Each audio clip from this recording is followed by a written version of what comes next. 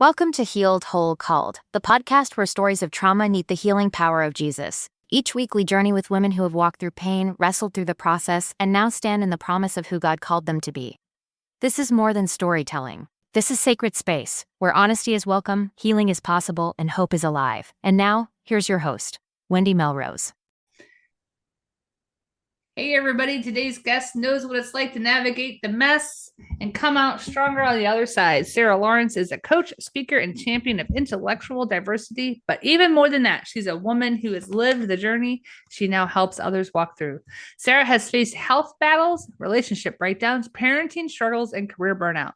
She's lost the weight, rebuilt what is broken, and found the new purpose on the other side. Through it all, she's discovered the power of understanding how the minds are uniquely wired. And now, through intellect scan technology, she helps others gain clarity, reset their relationships, and reconnect to their purpose.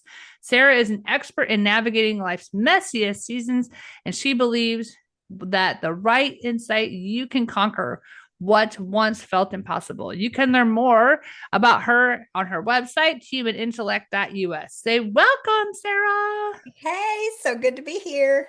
So let's start from the beginning. What was the moment or season of hardship the Lord has walked you through? Yeah, I could say there's been many kind of pivotal moments, many seasons where God has been super faithful through difficult experiences in childhood, in my young adult life, becoming a mom really young. But I think for me, in the end of 2020, I had more of a life splitting before and after kind of moment where I blew up my own life, and that was definitely the season that God was with me. And it's definitely become my before and after moment of it's like before my marriage blew up and my 20-year marriage and we separated, and after that was definitely the year I rebuilt my life in terms of health, in terms of relationships, in terms of overcoming trauma, restoring a broken marriage, coming back from infidelity. That was the year. So, how did that experience affect your identity or faith? Yeah, I think so much of my identity, what I realized through when all that trauma came to the surface, is so much of my identity of who I thought I was really just a trauma response. There was so much that I had held on to and held on to through 20 years of marriage, through 22 years of raising kids. I was white knuckling so much of that, thinking, look at me, I'm resilient and strong, and I do this and I do that and I've come back. But really, I was holding on to a lot of stored trauma, to a lot of hurt. And what I learned through that is I didn't know who I was at all. I didn't know who I was at all. I was just a response to a lot of pain that had been buried deep down. That year became an undoing as I began to do the inner work to heal from attachment trauma, to rebuild my marriage, to literally have a funeral for the first 20 years of my marriage and to create something new. It was for the first time I really began to explore my true identity, not who people wanted me to be, not who I had become because of the rough edges of life, but really starting to pull apart what is good in me, how God made me, what is unique about me, and intellectual diversity played a huge role in discovering that. So then, how did God meet you in all of that pain? I think that none of it was wasted. I think none of that pain was wasted. Every ounce of what I went through, I could look back with grace and recognize I literally had done the best I could with what I had. But I knew that in that moment where I was the catalyst and I blew everything up, God was saying to me, like, I'm here. I'm enough. If you've got nothing left but me and you, girl, it's enough. And Mm-hmm. God was so real and so present in a moment in a year where I had hurt the people that I loved the most. I had betrayed my husband. My kids were angry at me. I had everything in my life was put on hold. My coaching business, I had nothing in Mm-hmm. that season except for the Lord. And every single day, God was reminding me that, but that's enough. But that's enough. And you are not your worst mistake. And you are not your childhood trauma. And you are not your childhood story. You are enough. And we're going somewhere. And God began to use that pain that year. That is where all of the services that I offer today in coaching were born. That year began a year of new growth, new purpose, new direction, building something new. And of course, because I'm bullheaded and stubborn, I can look back now and go, of course, it had to burn to the ground. It had to burn to the ground in the most dramatic fashion for me to come back the way that I've been able to come back and experience freedom and Mhm. on the other side that can only come from knowing your identity in Christ and being super clear about who you are in Christ. And so that, like, what were some of those key steps or habits or even the people that helped you heal? Yeah, I think I had a really good community around me. I had Hmm. a lot of good, strong Christian women around me that would put my face in their hands and say, "You're good and you're going to survive this, and we're with you, and you're not broken. Like, we're with you, and you're not alone." I had a lot of people just reminding me and just being the hands and feet of Jesus when I was in my shame spiral, which shame can be so selfish. I was in my shame about who I am and what I had done and where I'd come from and the people that I had hurt and all of that. And it was so easy to spiral. But I had women that were reminding me of what's true, that were reminding me of ways that I had served them and loved them and served the Lord and loved the Lord and reminding me of the evidence that God was with me and that we were going to be okay and that we were going to make it together. I think part of being able to walk through what I walked through is forgiving yourself. That was the hardest part. Like, even as I started to work toward repentance and remorse and forgiveness from my family and the people that I had let down, there was a lot of having to forgive myself, to recognize like mistakes that I made in parenting, that I had to have grace for that 19-year-old mom who wasn't equipped to have three kids by the time she was 24. I had to have grace for being a wife that got it wrong in that first decade of marriage when my prefrontal cortex was not even developed. I had grace for secrets that I carried in my marriage because I didn't have other tools and I lived in shame and I buried things. And I Hmm. had to have grace for a woman who let herself get to be 100 pounds overweight by 2010 because I was carrying body armor and shame and protecting myself and pushing away intimacy. Like, so much of what I had experienced, I had to go back to 7-year-old Sara and love her and have grace for her and forgive her, and reconcile her right to present day 40-year-old Sara. I had to bring childhood Sara along, and I wouldn't have been able to do it without kind of God's people in my life that loved me, really authentically loved me. So then what did anything surprise you about the way God moved in this time? I think yes, because some of the coming back from a place like where I was, it's boring, it's tedious, it's hard, it feels like it's never gonna get over, you're never gonna turn a page. But God was so present in so much of that because we didn't waste a lot of time. God never wastes a lot of time. There's been so many times in my life where I could have hid, and Hmm. I could have hid, and that would have been easier, but God kept giving me opportunity to sort of talk about my story, to sort of Hmm. share what was going on, people that could benefit, even though I was maybe only 6 weeks ahead of them in their journey. God kept putting people in my life for me to share. And so instead of hiding what had happened, he gave me opportunity to talk about what was happening. Hmm. And that is where what is now known as our couples service was born from. When I became a coach in 2019, I had zero zero interest on my radar to ever serve couples. I had my own marriage was struggling. My own marriage blew up in 2020. I wanted to serve ministry leaders. I wanted to serve women in business. I had a whole different segment. But through the course of 2021, as I began to work through my own trauma and heal my own issues and apply intellectuality, diversity in my marriage, this service to help couples was born. And I kept thinking, this can't be where this is going, Lord. This can't be where Hmm. this was going. Like, who would listen to me? Who would listen to me? Who would want me? And God was like, this is where we're going. And God's hand, I can look back now and recognize, was so at play. Like, God's will was so at play. It was never about me and if I'm ready and if I'm qualified. What I was about to walk through was not just for me, it was for all the other couples that would come behind me, all the couples that I have served in the last 4 years, and I had no idea. I was so in my own pain at that time, and God was at work. And that was, I think, the biggest surprise was like, I cannot believe God's going to do something with this, but he did. That's so amazing.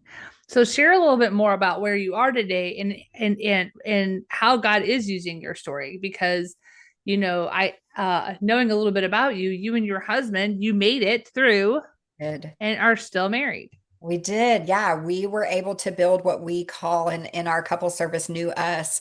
We had to die to old us. Old us wasn't good. Old us was filled with trauma and woundedness and hurt. And new us was really an opportunity to create something new for the next 20 years. The first 20 were hard and filled with pain, but the next 20 we had to draw a line in the sand and really have a before and after moment where we said we have to create something new, and that's what we did.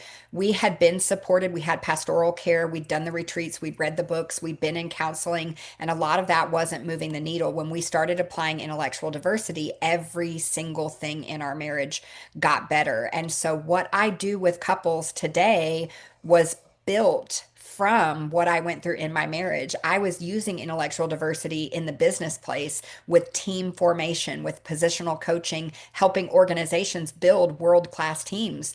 But the hardest team I had never been on wasn't my business team, it was in my marriage. That was the Mhm. because of my attachment trauma, because of my assumptions, because of my placing labels on my husband and not fully seeing him as who God created him to be. I was making Mhm. things harder than they needed to be on the most important team I'll ever be on. So when we sort of lifted this resource out of the business world and began to build it for relationship, everything opened up, and Chris and I started seeing each other in a completely new light. We had new language, we had new understanding, we had the why behind the what. For the first time in 20 years, we understood why our partner was doing what we were doing. And when we did that, so much of the resentment melted away, so much of the woundedness, it was like salve to the wound. We started getting exponentially better, and that was when we started pouring into creating resources for couples. We were like, every couple needs to know this.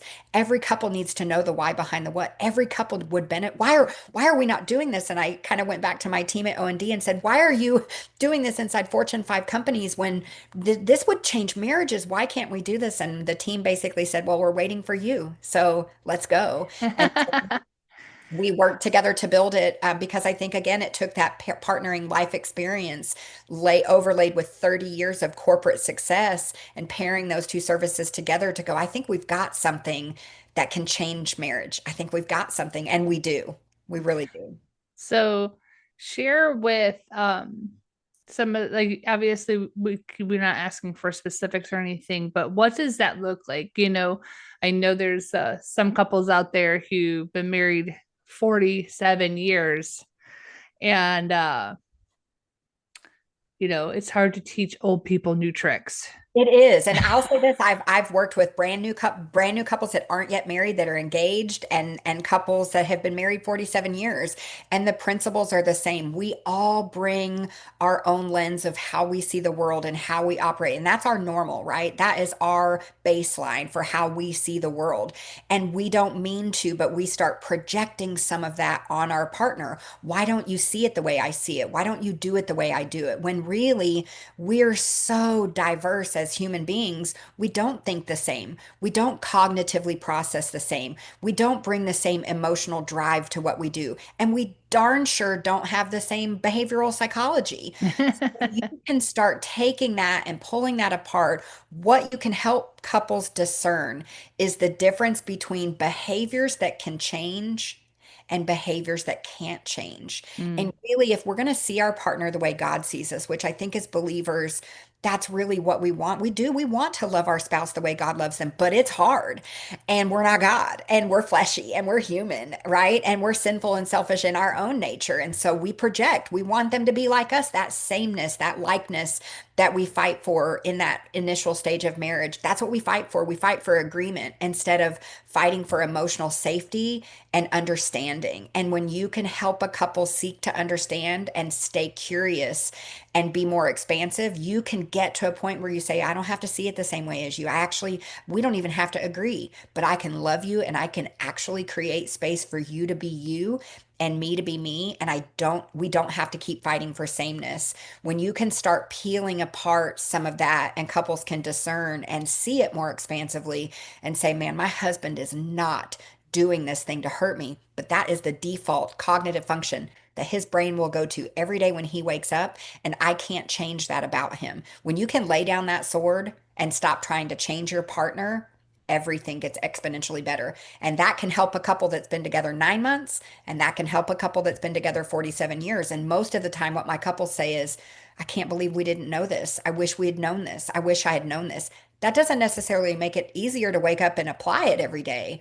But what they are Mhm. so grateful for is the knowledge to go, okay, I got to stop. I got to put the sword down and I got to let it go and I got to see it more generously.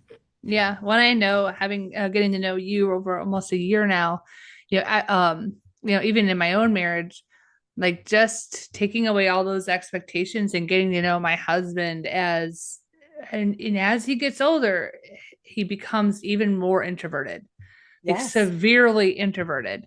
And I am extroverted. However, to his advantage, the older I get, the more introverted I am because Yeah. I'm literally so I just like I don't want to be Yes. around people. But like it can be more complicated that, but just coming to the simplicity of okay, he needs to be by himself to recharge.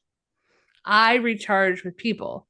Yes. And so because of just recognizing that and really just sharing that with him, he's just like, oh, because he couldn't understand why he needed to spend so much time alone.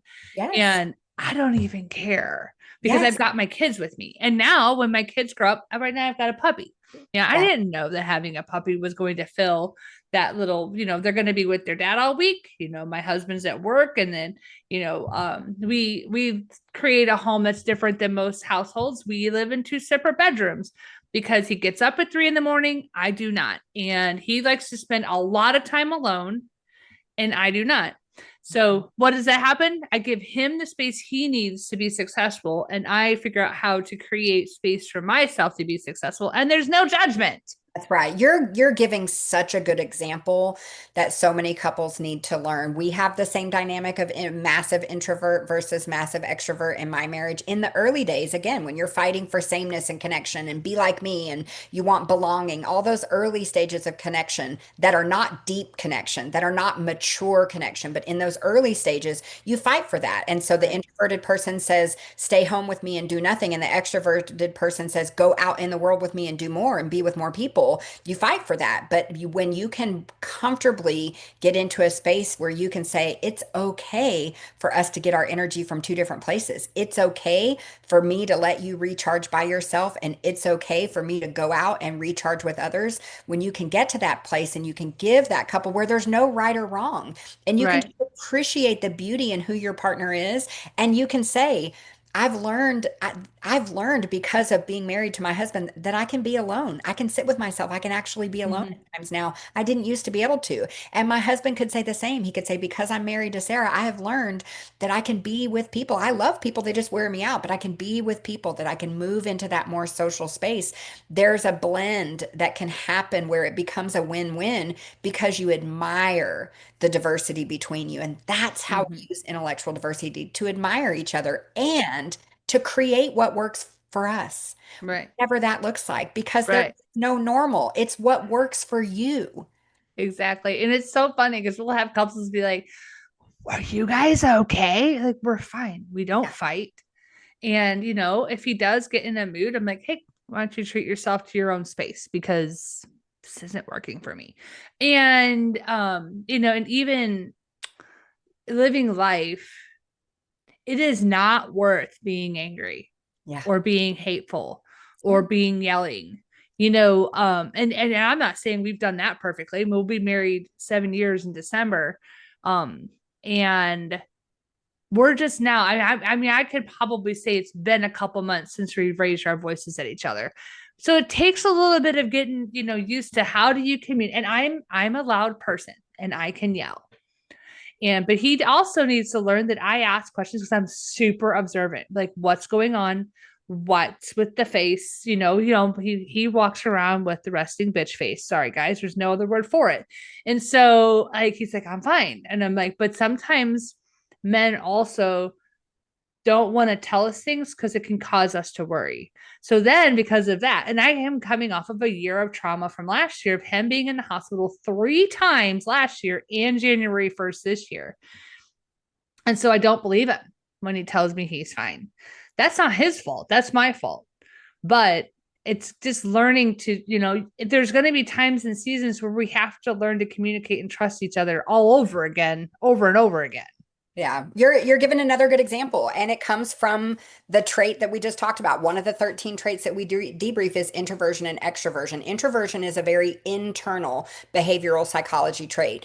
Extroversion is an external behavioral psychology trait. So when you are extroverted, you go external to disgust. When you want to externally process what is happening inside of you, you go outward to that emotion of disgust off of that Right. extroversion trait. People who are introverted, that is an internal behavioral psychology trait. They get quiet. This isn't a male and female thing. I have lots of couples who are the opposite, and it's the woman that gets internal and that gets quiet, and it's the husband. So this isn't a gender issue, but the husband will say, "What's wrong? I read it. I see it on your face. What's wrong?" And the wife is who goes internal. When we go internal into that introversion, we are buying ourselves time. We want time to get in our head and to think. We don't know yet how we feel. We go internal. So this is just a difference in internal behavioral psychology Mm. versus external behavioral psychology. And again, when we can give this to a couple, we can undo the labels that say, "Oh, you don't want to talk to me," or "You don't know how to express your feelings." And we can just say, "Oh, my partner likes more time. They like to go internal and think about it before they talk about it. And my partner is different than me, and they like to go external and they like to talk about it while they're coming up with how they think about it." It's actually just two different methods for how we process. One is not better than the other, but they bring a lot of diversity. When we can create space for that, we can come to our partner and say, "Hey, you seem quiet. You're probably processing something. If you ever want to talk about it, I'm here." Right? Right. And Instead of going, talk to me, talk to me, talk to me, talk to me, talk to me. And then we piss them off and they yell. which, I did for 20 years. I did for 20 years. I I broke mean, yeah. down that door for 20 years, and I just thought I need more dominant. Let me bring more dominance and more extroversion to this. Let me go and let me be even more outward with my behavioral psychology. That'll break him down. And actually what that did is it just made him withdraw more, or he would Yep. give me a quick one sentence to just shut me up. It did not Right. create connection. It created an environment where he didn't feel safe to talk. Yep. So again, Yep. so much of this we have been able to learn. We can go into the world of psychology and pull some of the best resources. We are not marriage counselors. We provide a service that just helps you look at your underlying psychology. I say all the time in the his, hers, and our service, we just give you the data. What you do with the data is up to you. We are not Mhm. marriage counselors. And but when we can give you a different perspective and we can give you your data from the assessment that you take and give you a different perspective, a different way to think about things, we don't coach toward an outcome. Not all of our couples stay together. In fact, some of our couples decide that they would be more at peace to split up, and some of them still raise kids together. They run businesses together, but they come to that decision with a great deal of peace because they know they've exhausted every option and they know that they're looking at it very objectively. And that's what this science can do for people. So that's a really great way to segue into the final question. Would you be willing to speak a word of encouragement or pray over our audience who's listening, who might be in a similar place right now? Yeah, I say this all the time. It's so isolating when your marriage is in trouble, and I've been at the bottom. I know what it's like to lay in bed at night and think, it would just be death would be easier. Death would be easier than navigating this. Death would be easier than the shame of potential divorce. Death would be easier than the shame of bringing all the secrets to light. Death would be easier. I know what it feels like to be at the bottom, and to have so much contempt for your spouse and then hate yourself for feeling that way. I know what it's like to be at the bottom. And I can tell you this, if we can come back, if Chris and I can come back from the broken place that we've been, there is hope.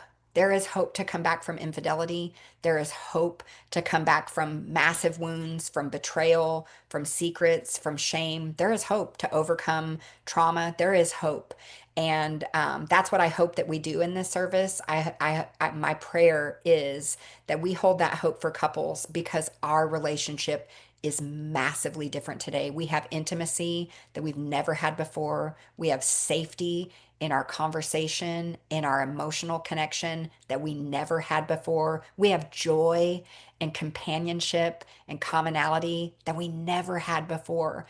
It is possible to create something new. You are never too far gone. It is never too bad. There is nothing that you can't come back from by holding on to the Lord and asking for help. So thank you so much, Sarah, for sharing your heart with us today. To our listeners, remember your story isn't over. You are not disqualified by what you are been or even going through. With Jesus Christ, you are healed, whole, and called. Thanks again. Thank you for joining us on Healed, Whole, Called. If this episode spoke to your heart, don't keep it to yourself. Subscribe and share it with someone who needs to know that healing is possible, purpose is real, and God is still restoring. And before you go, visit resilience-press.com and download your free copy of Get to the Point of Self-Publishing, Wendy's guide to help you move from stuck to published with clarity and confidence. You'll find it in the free resources section. Until next time, stay rooted in truth, covered in grace, and always moving toward the promise.